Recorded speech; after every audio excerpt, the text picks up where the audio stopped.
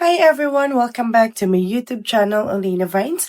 Hello mga kalin! Marami sa inyo ang nagko-comment ng ganito. Matagal na yung sinasabi. Hanggang ngayon, wala pa rin namang approval. At paasa na naman. So today, aaminin at lilinawin natin yan. Oo mga kalin, matagal ko na itong binabanggit sa vlog ko. Ang Universal Social Pension para sa lahat ng senior citizens. Kasama na ang SSS at GSIS pensioners. At oo rin, hanggang ngayon hindi pa rin ito batas. Pero bakit may update pa rin? Dahil may galaw sa Kongreso, kahit mabagal, kahit paulit-ulit. Ano nga ba ang latest na update? Ang update na ito ay galing kay Representative Miro Kimbo.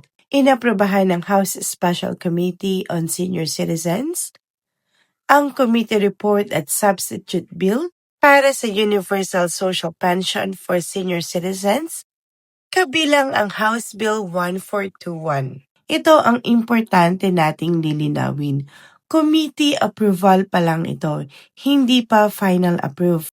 Ibig sabihin wala pang payout, wala pang halaga at wala pang petsa. Bakit ba gustong baguhin ang batas? Sa ngayon kasi 1,000 pesos ang social pension para lang sa indigent seniors at automatic disqualified ang may SSS at GSIS pension. Ayon kay Representative Kimbo, dito mali ang sistema. Sabi niya, hindi na makatotohanan ang SSS at GSIS pension. Kulang ito sa pang-araw-araw na gamot at medical expenses. At ito ang pinakamatapang niyang punto. Bakit natin pinaparusahan ang mga nagtrabaho at nagbayad ng buwis? Kung nagtrabaho ka buong buhay mo, bakit ka tatanggalan ng karapatang tumanggap ng tulong? Ayon sa kanya, discriminatory ito. So bakit ang tagal-tagal? Real talk tayo mga kalin. 3 dahilan kung bakit hindi pa rin ito approve. Una, napakalaking pondo ang kailangan. Universal. Ibig sabihin lahat ng senior citizens laging natitigil sa budget issue. Pangalawa, hindi ito top priority ng gobyerno. Nauuna ang calamities, ayuda, utang at ibang social programs. Pangatlo, hindi lahat ng mambabatas ay sang-ayon. May gusto indigent lang, may income limit, may screening. Kaya balik-balik sa committee.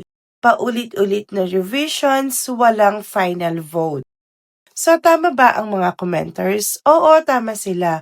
Matagal na itong panukala. Ilang taon na itong umiikot at wala pa ring batas hanggang ngayon.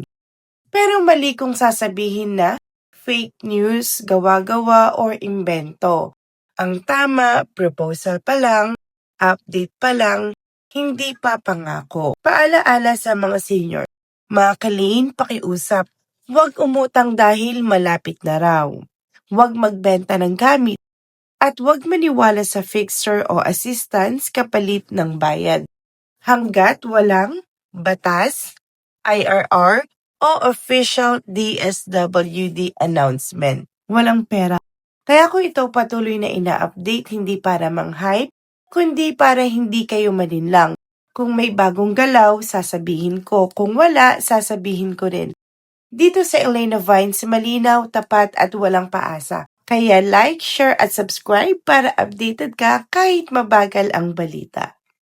Disclaimer mga kalin, ang video na ito ay para sa impormasyon lamang.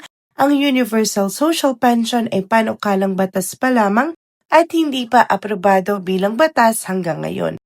Wala pa pong opisyal na anunsyo mula sa DSWD ukol sa payout, halaga o petsa ng release. Mangyaring maghintay lamang sa opisyal na abiso mula sa gobyerno at mag-ingat sa fake news.